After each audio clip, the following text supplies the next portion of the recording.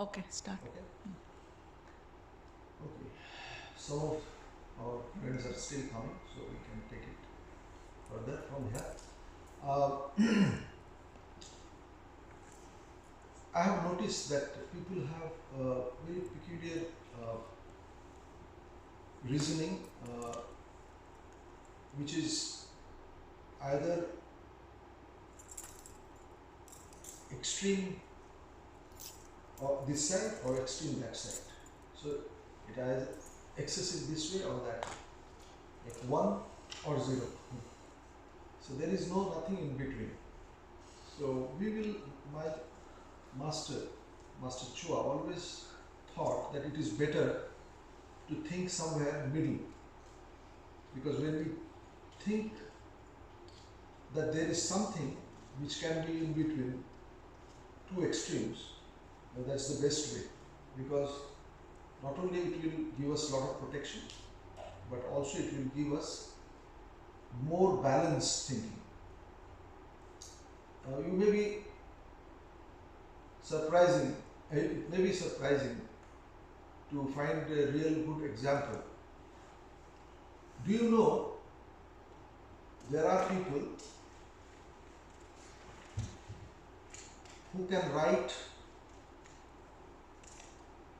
with both hands, or do you know? Okay. Do you know some people write by left hand? Yeah. Some people write with right hand, because they are either uh, left brain oriented or right brain oriented.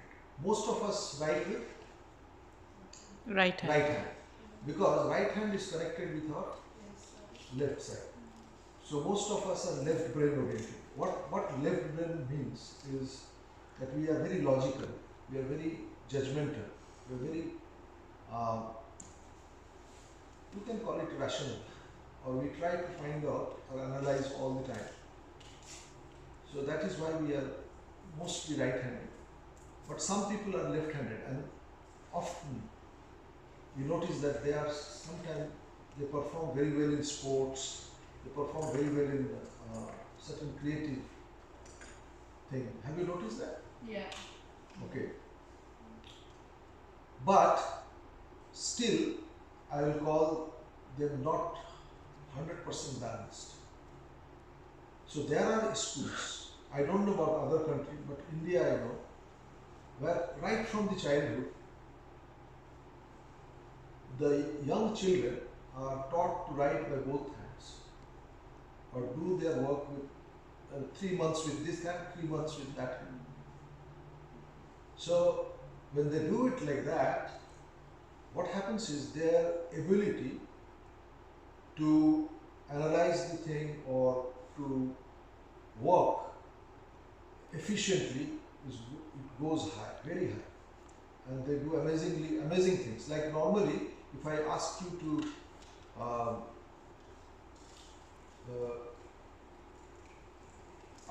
say something like tables, okay? So up to 10 it is easy.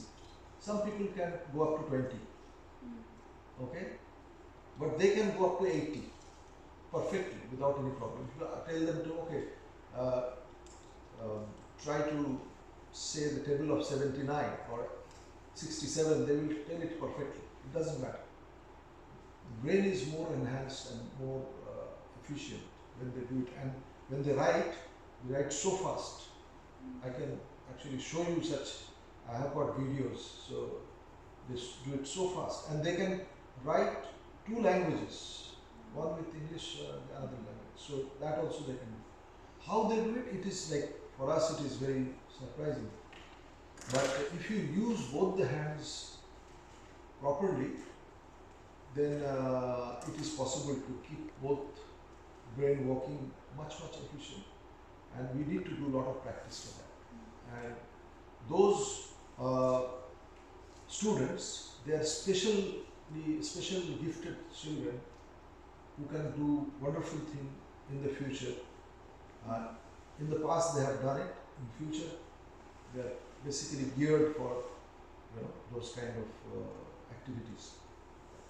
So That's one of the examples that I wanted to tell you. So it is not always we have to be right-handed or left-handed, but we can be, we can also be, what do you call to write with both the hands? They call it Ambidextrous. That's right. So it is possible to do that. So Have you noticed? Beg your pardon? The Bollywood actor, he used to write Both hands. Who was that? Sushant Singh Rajput. Was it? Yeah. Okay. They are slightly gifted because if you, there are many people who used to write with both hands. Like Mahatma Gandhi was one of them. Yeah. Rajendra Prasad was one of them. There are many such people who are gifted who can write with both hands and writing two letters to different people at the same time. It's possible. Like Mahatma Gandhi used to do that because those days you have postcard and you have to write so many letters because some of them are personal, some of them are public, so quickly you have to write. Not difficult. I mean, if you practice it. Do you know there are when people kind of are what do you call them? When you specify or classify a personality, you say that this person is very extrovert or this person is very introvert. Okay? Is there anything in between? How you call, what will you say yourself? You are introvert or extrovert? Sometimes. Sometimes you are extrovert, sometimes you are introvert. Okay? What about you? Yeah, sometimes. Sometimes you are introvert, sometimes you are It also extrovert. depends on my mood. Depend on mood. Okay? What about you? Sometimes the people, everything. yeah. Sometimes you become very extrovert, sometimes you are introvert, depending on circumstances. So I cannot really label you that you are introvert or you are extrovert. But the world works in different way. World will try to label it. Is easy, no? In a binary way. Either you are one or you are zero. That's it. You have to choose only two. It's not like that. There is another thing which is known as ambivert. Ambivert means? Okay, so both way you can go depending on that. So there are many cases where we do not understand, but there are possibility that we can go this way, we can swing this way, or it's depending on how we, what is our personality. So when you are meditating, or when you are healing, or when you are trying to think beyond logic, then we can have some kind of balance, and we will be more, we will have more clarity in our thought. So our main interest is to learn all kind of techniques where we can build our personality. Our foundation is so strong that we will, it will not have any problem even if we swing this way or that. We are flexible enough, it doesn't matter. Okay, when we need to take a step, we can go this way, or we need to take, we can, either way we can move. Like So the bamboo stick. flexibility of mind, beg your pardon? Like the bamboo stick, it won't break. Like a bamboo, yeah. You should be flexible like bamboo. If there is any big cyclone, have you noticed the bamboo trees does not get affected? Big trees will get, it will be uprooted, but bamboo very rarely. You know why? Deep rooted. It is very deep rooted.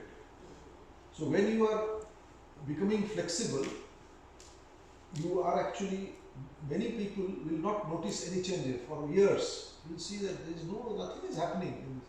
So when we start meditating, nobody will see any change, because we are going, now we are not growing outward, we are growing inward. So it will take some time. The rooting is going deeper. So most of the time, if you go to a bamboo forest, you'll see the bamboos are not at all growing. Nothing is coming. And suddenly it will send a root, and it will within a month or 30 or 60 days, it will be fully grown bamboo and very flexible. You cannot uproot it. You can only cut it, and again it will grow. You can keep on cutting, and you can have a very profitable venture if you are into bamboo growing industry. So what I am saying is, I am just trying to make an analogy that we need to be very flexible when we are growing spiritually, and for that we need to have patience. And why patience? Because we need to think about ambi situation, where we go this way, also this way, nothing is going to touch us. Similarly, I can tell you one more example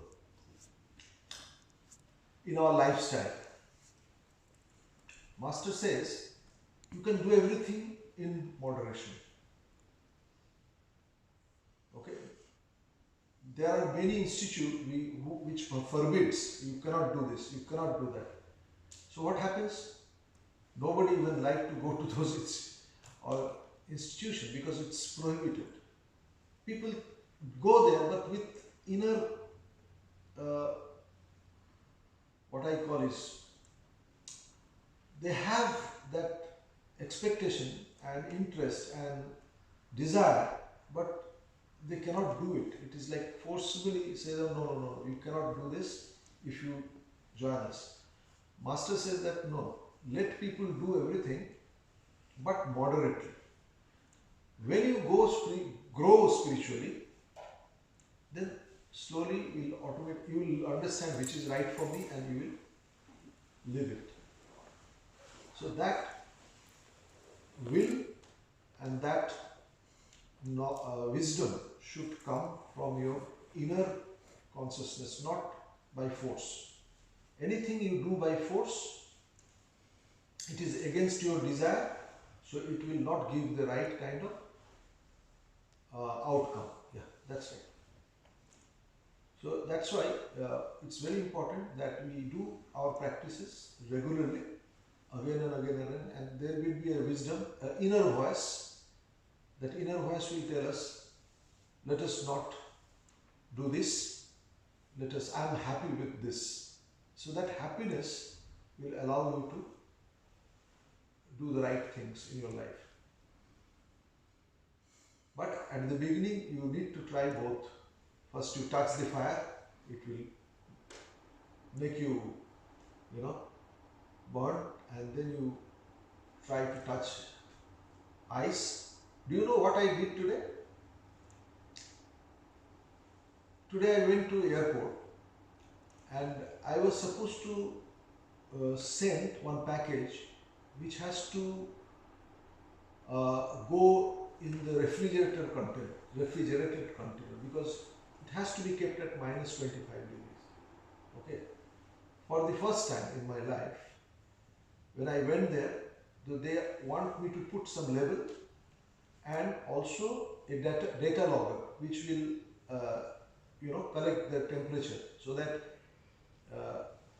while it is being sent, that importer should know that the temperature was maintained at that level. So they took me to that MPI, that is Ministry of Primary Industry, special room where they check everything. So we went there, and the person who was taking us there, he said that you don't have to come to this place because this is very cold. I will bring the whole thing here. But I told, even if it comes to the normal temperature, there may be some temperature differences, no need to come, we will go inside. But when we went inside, minus 25 degree, we were just freezing there. Too much cold. Within no time, I could not even speak properly. Forget about, just few things we did. We just pasted those information and put the data logger. That made us feel very, uncomfortable within a matter of 5 minutes. So you can imagine that if you do not know that experience, you will not be able to appreciate or understand how people work in that temperature. So we need to know both, extreme, but slowly, we should be able to come somewhere in the mid, because that will help us to sustain ourselves, and that is the best way and safest way. So the techniques that we teach in this classroom during the information talk, most of them are middle way. We are not going extremely this way or that way. But some of these schools, they will take you through the extreme way, which is okay.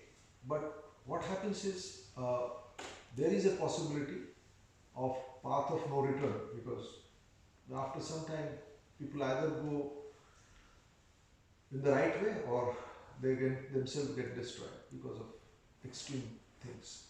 So Master suggested that because we are dealing with the common people, most of the people will be having their day-to-day stress and day-to-day course life of existence. So we need to make sure that we do not go extreme. We do in a balanced way. So when we are doing meditation, we make sure that after meditation and before meditation we do exercise, we do balanced breathing, we also do blessings. Don't keep the excessive energy, we try to send it back to where it is coming from as much as possible, so that we can absorb only something that is required for us. Beyond that, we don't want to keep it with us, right? So all the things that has been taught by Master has been very well researched, and this research is under the it was experimented with some of the very leading spiritual guides, and I will say research seekers who wanted to verify it again and again before it has been published and it has been shared with the common people. So it took almost 30 years before it came actually to our knowledge. So meditation is just what I call it, surface. It is not yet the deep one. The deeper one is our ability to live with certain discipline, certain what I call it is intention, or we can say conviction. That's the right word. Some conviction that this is what I need to do, and also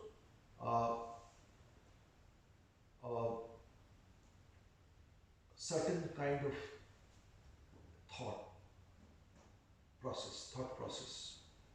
I'm trying to translate it from my own language. That's why it's taking little time. So the most important thing is what kind of things that we intake, that is food. Food is the material intake. What else we take? Emotional intake. Sometimes people behave very crazy in front of us, and then we try to absorb those, and we get react to that. So that is another intake. Visual intake. We see something. Then also we take what we call is thought. Impressions of thought. So somebody is thinking, and I can really pick up that thought from the facial expression or by body, what do you call this? Corporal body Body gestures. Gestures, yeah, we can pick it up. And yeah, gesture, vichar is basically thought process, and also lifestyles.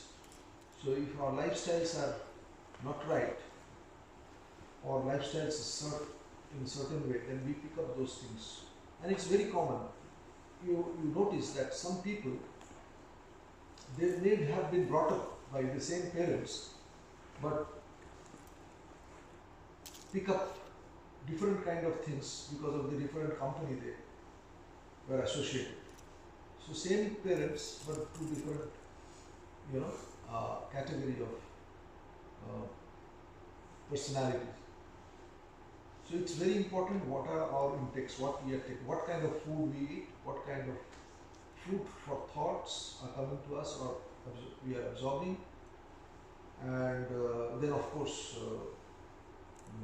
what is our lifestyle, how we go, where we go, what we do, and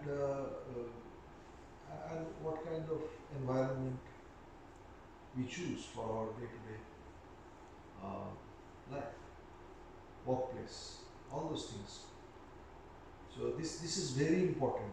Without this we will not be able to keep our self very positive and balanced.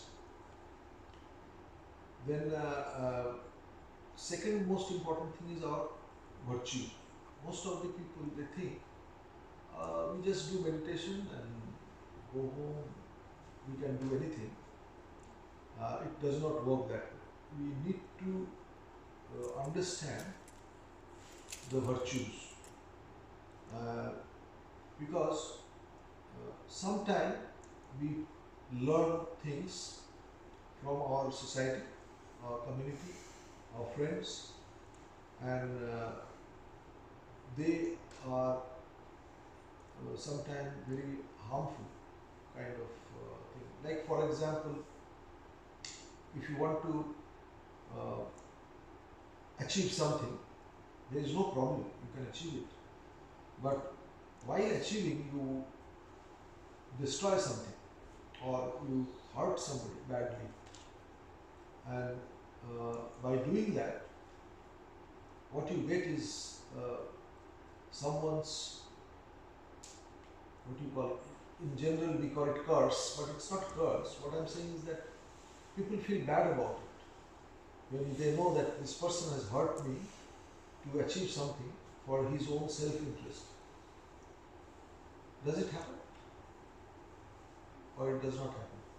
It happens in some places, particularly the area of politics.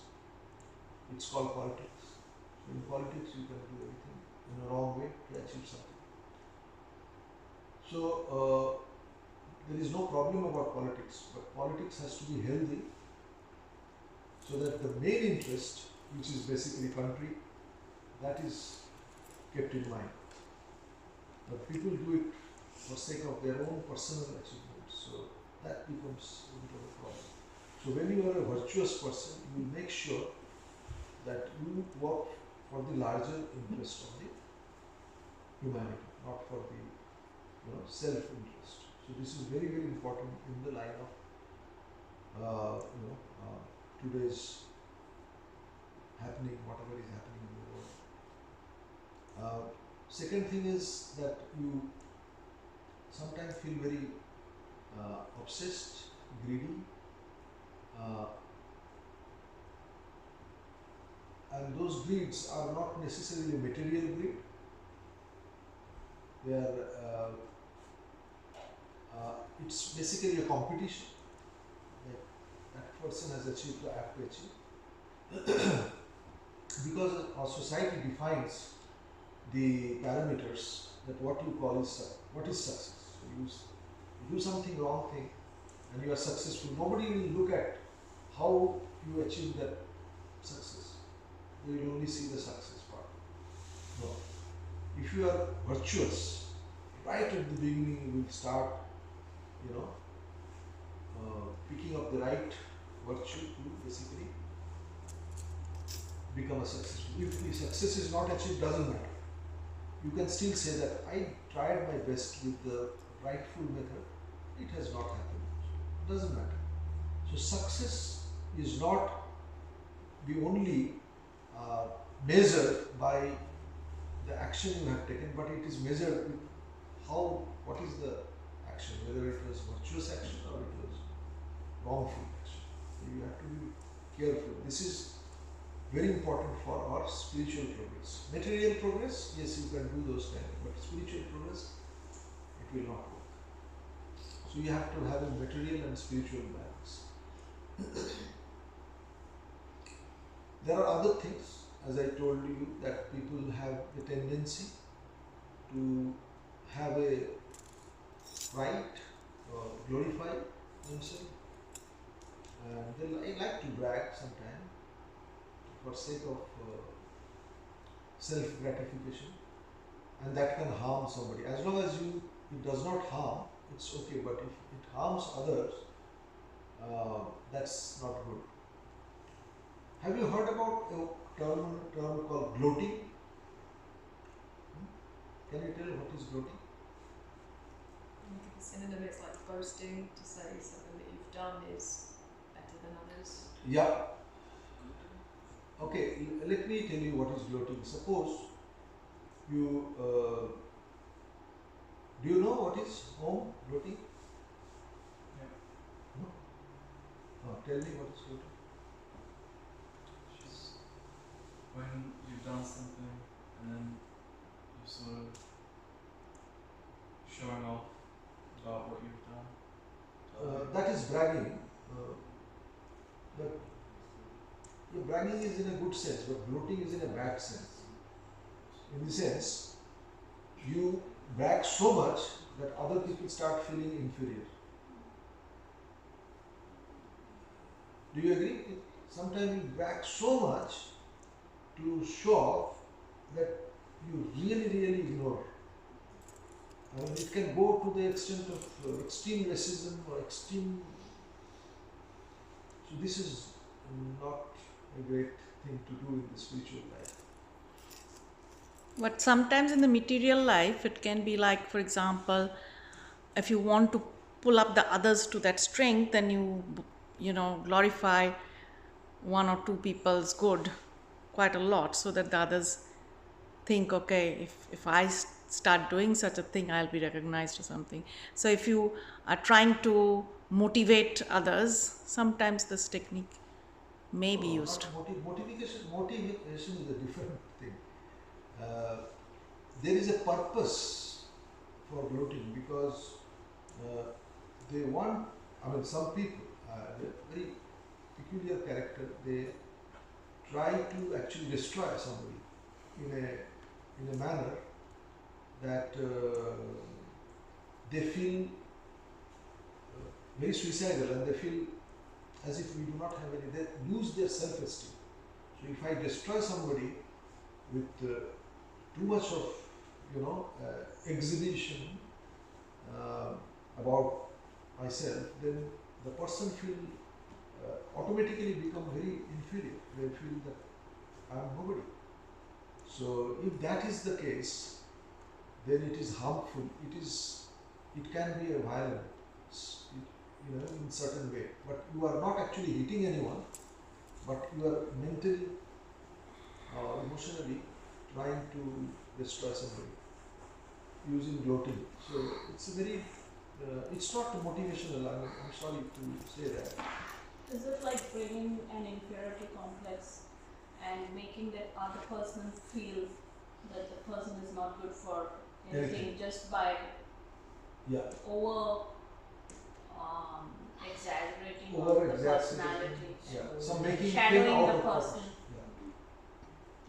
That happens, and that happens with certain interests, certain plans, or without any plan. They have got the habit of, they are useless. You can say something like that. That usually happens like in people with power. People with power, with ego, they unknowingly harm. Not unknowingly, they knowingly harm. Unknowingly is a habit. Sometimes people are in, Most of people with power, like they think they Yeah. will, because they have power and they have that much of control over things, they kind of dominate the whole. yeah, correct. I mean, most of the powerful people will, or people with power without a developed heart, or you can say without the Compassion, proper passion, kindness. compassion, they will do this mistake. That is the reason why we suggest that we have to develop compassion. We have to develop compassion before you actually get power. Power is okay. There is no harm in becoming powerful. But powerful without compassion is basically a person can become violent and person can become destructive in their thought.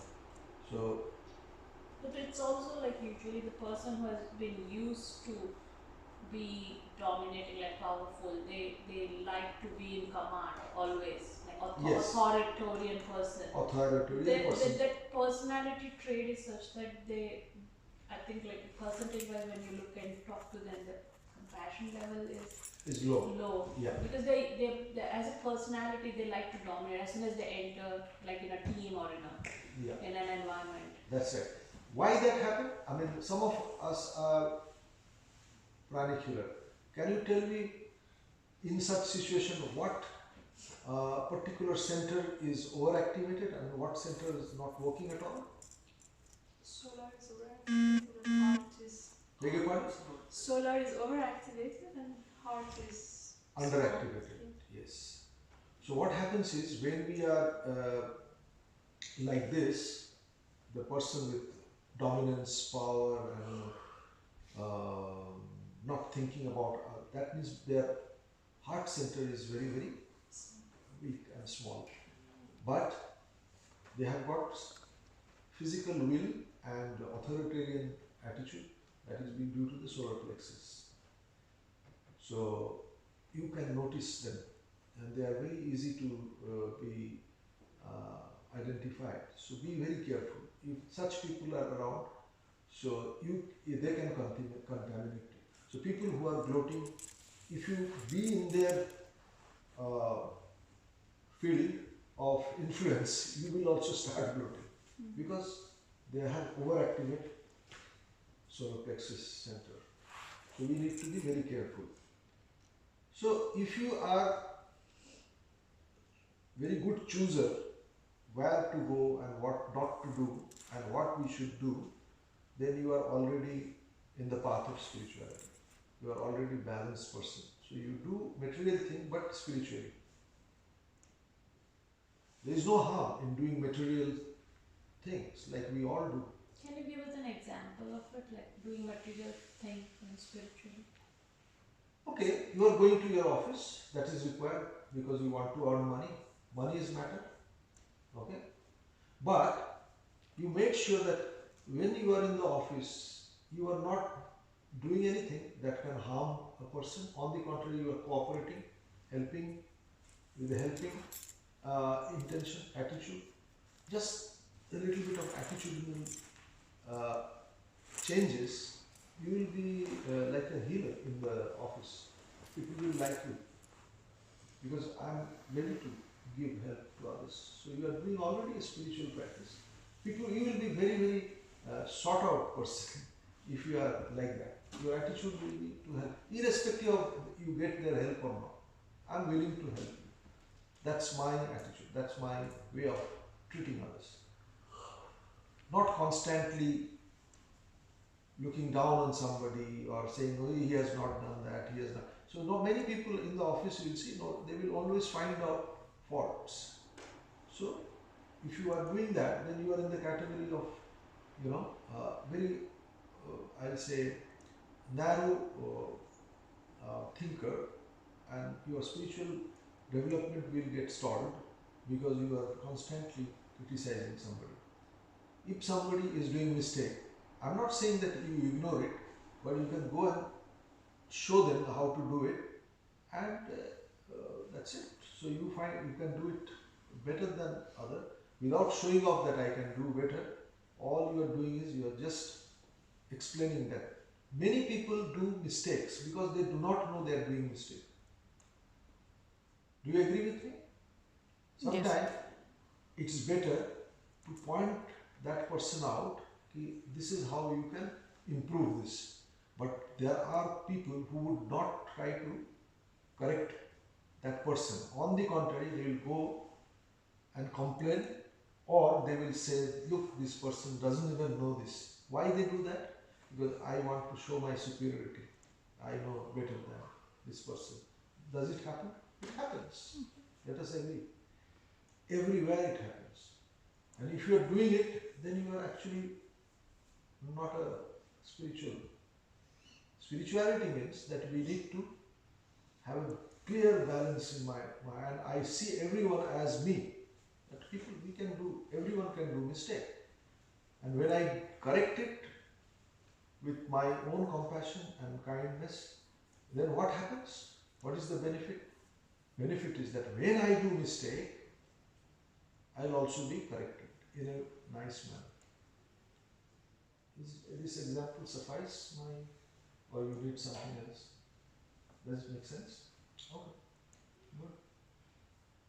Thank you very much, and we'll quickly do some exercise because we are already 5-10 minutes behind. If you all agree, then we will do some exercise.